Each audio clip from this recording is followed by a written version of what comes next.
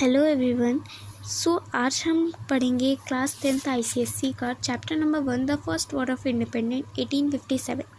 हम वहीं से कंटिन्यू करेंगे जहाँ पे हमने लास्ट टाइम वीडियो को छोड़ा था। पार्ट 2 है वीडियो का, जिसमें हमने पॉलिटिकल कॉजेस के बारे में पढ़ा था पार्ट 1 में, जहाँ पे हमने आउटराइट वॉर्स के बारे में पढ़ लिया था। ठीक है, हम एक बार आउटराइट वॉर्स के बारे में रिवीजन करते हैं। उसके बाद हम शुरू करेंगे इसका second cause, that is the subsidiary alliance, जिससे कि टेरिटोरियल एक्सपेंशन और टेरिटोरियल पावर इंक्रीज़ हुई थी ब्रिटिश की। तो आउटराइट वॉर्स में इन्होंने अपनी टेरिटोरियल पावर को इंक्रीज़ किया था और अपनी सेफगार्ड किया था इंडियन एंड पॉलिटिकल इंटरेस्ट को। ठीक है, इन्होंने बैटल ऑफ बक्सर से बंगाल, बिहार और उड़ीसा में कब्जा किया था, और एंग्लो मैसूर वॉर से मैसूर में कब्जा किया था।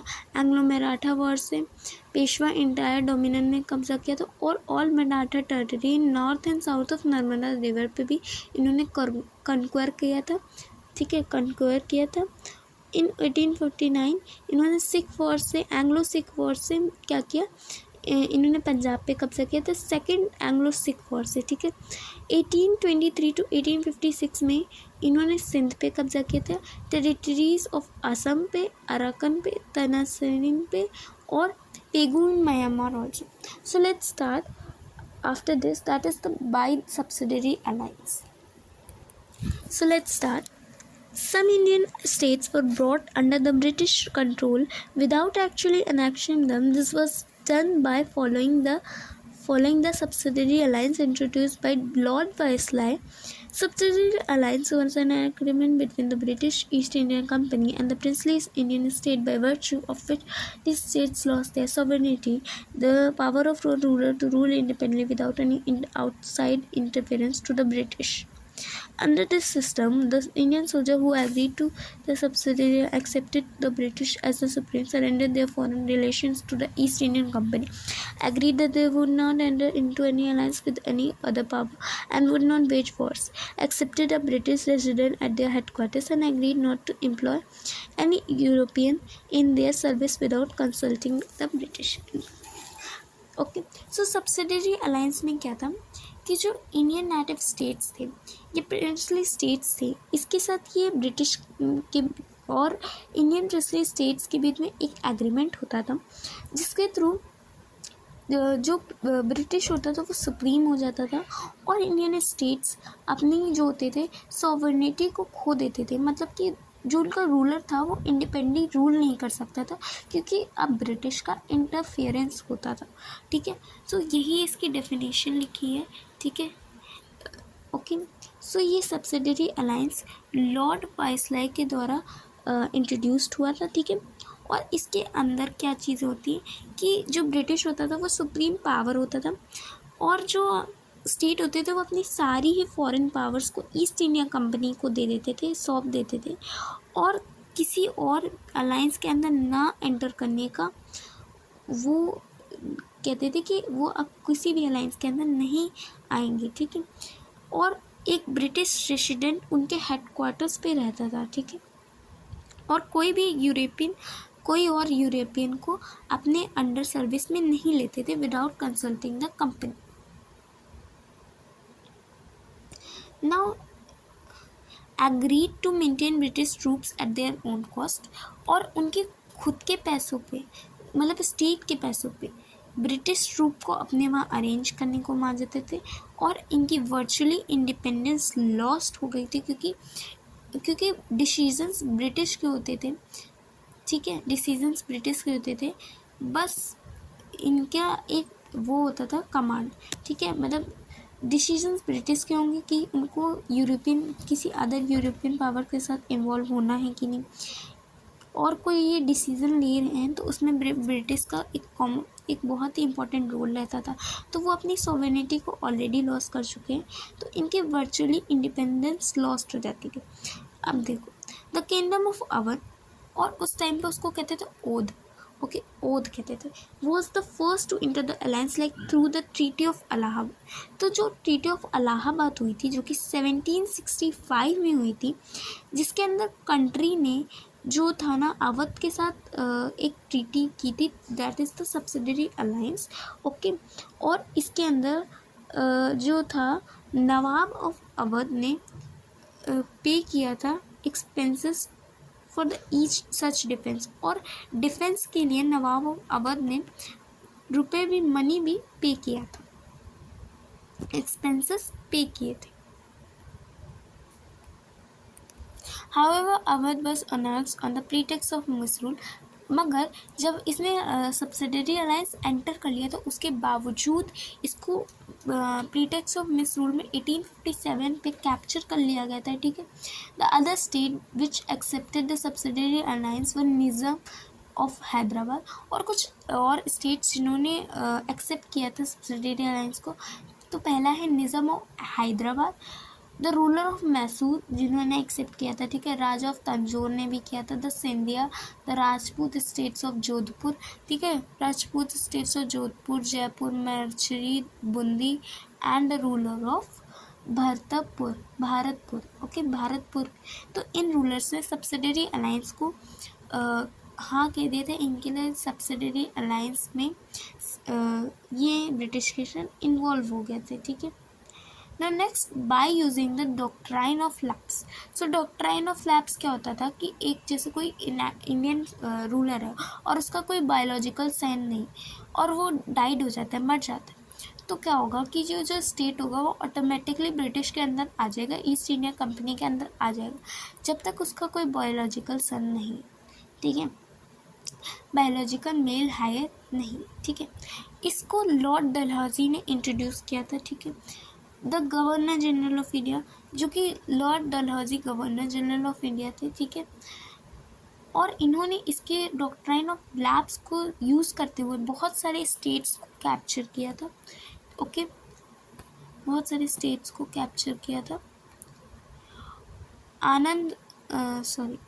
इसमें झांसी को भी इन्होंने झांसी को भी 1853 में ऐसे ही कैप्चर किया था, क्योंकि जब झांसी का रूलर मरा तो उनका एक अडॉप्टेड सन था आनंद राव, इस वजह से उन्हें एक लॉफुल सक्सेसर नहीं माना गया थ्रोन के लिए और उसे कैप्चर कर लिया गया, इसीलिए रानी लक्ष्मीबाई ने एंटर किया था revolt of 1857। Next one is the prominent state which were the annexed by applying doctrine Satara, Jodhpur, Sambalpur, Udaipur and Nagpur. There are some states which were annexed by the doctrine of lapse. Okay, doctrine of lapse की definition भी according to if an Indian ruler died without a natural male heir, biological male heir, his kingdom would be lapse. That is, it would be come under the company's territory in India. Okay, this is the definition. Okay, the principle of lapse was also applied to take away the title pensions of the ruler of some states. और जो principle था कि इस lapse का doctrine of lapse का ये भी था कि इनका जो टाइटल है और पेंशन्स है रूलर की जो स्टेट्स के उनसे ये भी ले लिया जाए, मतलब उनके पेंशन और टाइटल्स भी ले लिए जाए। Regal titles of Nawab, Carnatic and Tanjore were taken away, ठीक है, जो रीगल टाइटल्स थे नवाब के ऑफ कार्नेटिक एंड तांजौर को ले लिया गया था। This cause discontent among the ruler as well among the people in general. तो जब उन्होंने इनका टाइटल ले लिया तो इसकी वजह से जो डिसकंटेंट हो गया था रूलर्स और लोगों के बीच में, ठीक है। The rulers of Indian state believed that their states were annexed not by application of doctrine but by lapse of all morals on the part of British, ठीक है। तो ये जो रूलर्स थे उनका मानना था कि ये डॉक्ट्राइन ऑफ लैप्स के अंदर नहीं रखा गया था, लैप्स ऑफ ऑल मोरल्स मतलब सारे ही मोरल्स वैल्यूज़ का वो हो गया था, ठीक है, नो ह्यूमैनिटी शो की गई थी, इसीलिए बोला गया lapse of all morals. Now अब हम पढ़ेंगे कि मिस रूल पे कैसे अली मिस रूल पे कैसे कैप्चर किया गया था अवध को और स्टेट्स को। In the 1856, Lord Dalhousie annexed Awadh to the company's dominance in the period of Alex misrule. So 1856 के अंदर अवध को कैप्चर किया गया था, ठीक है। He declared that Awadh was being misgoverned and the British rule was needed to be ensured proper administration. तो क्या इन्होंने लॉर्ड डलहौजी ने कहा कि जो अवध था वो मिसगवर्न हो रहा था, अच्छे से गवर्न नहीं हो रहा था, इसका एडमिनिस्ट्रेशन इम्प्रॉपर था और इसीलिए ब्रिटिश ने इसको कैप्चर कर लिया और अपने अंडर में ले लिया। Lord Dalhousie justifies annexation of Awadh on the pretext of the good of the governed. तो इन्होंने जो लॉर्ड डलहौजी ने था, उन्होंने इस एनेक्शन जस्टिफाई किया ये कह के कि ये इंडिया ये गुड है गवर्नमेंट के लिए, ये गुड है पीपल के लिए, इसीलिए उन्होंने ऐसा किया है। ठीक है, इन्होंने ये कहा था कि misgovernment on the contrary the people of Awadh had face to many hardship. मगर इसके उल्टे ही में जो अवध के लोग थे उन्हें बहुत ज़्यादा दिक्कतें हुई। ठीक है, क्या क्या दिक्कतें हुई? दे हैड टू पे हायर लैंड रेवेन्यू, जो लैंड रेवेन्यू था वो बढ़ गया था, हायर हो गया था। ठीक है, and the additional taxes on the food houses and fairies.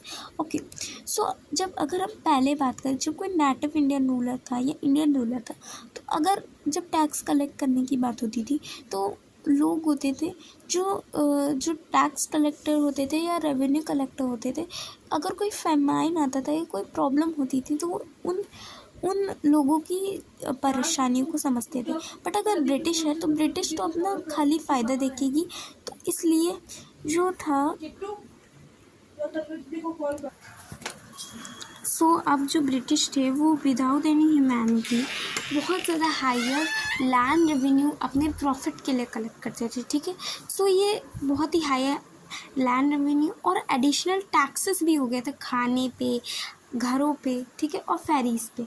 ठीक है, दैट द फेरी वाला। ठीक है, तो फेरीज जो दुकान नहीं लगाते उन्हें फेरीज कहते हैं। ठीक है, next the dissolution of nawabs of Awadh army and administration through the thousands of nobles, officials and soldiers out of job। तो जो ये जब हमारा डिसोल्यूशन हुआ नवाब ऑफ अवध की आर्मी का और एडमिनिस्ट्रेशन, सो बहुत सारी जॉब्स हट गई, जैसे कि नोबल्स की, ऑफिशियल्स की और सोल्जर्स की जॉब से वो अपनी जॉब, उनकी जॉब्स चली गई, तो अनएम्प्लॉयमेंट हो गया। ठीक है, the British confiscated the states of the taluqdars and zamindars. The disappointed taluqdar became the opponents of the British rule. So अब क्या हुआ, जो तालुकेदार्स और ज़मींदार्स था, ठीक है, तो उनके पास जो उनकी ज़मीन होती थी वो उनसे ले ली गई। कैसे ले ली गई कि मान लो किसी राजा ने उनको ज़मीन दी, तो ब्रिटिश ने उनसे कहा कि आप हमें डॉक्यूमेंट दिखाइए, प्रूफ दिखाइए कि ये आपकी ज़मीन है। ठीक है, तो उस टाइम ऐसा कोई पेपर नहीं होता था जिसके वो थ्रू ये प्रूफ कर सके कि इनकी ज़मीन है, इस तरह से उनकी ज़मीन को ले लिया गया। इस वजह से वो ब्रिटिश रूल के खिलाफ आ गए।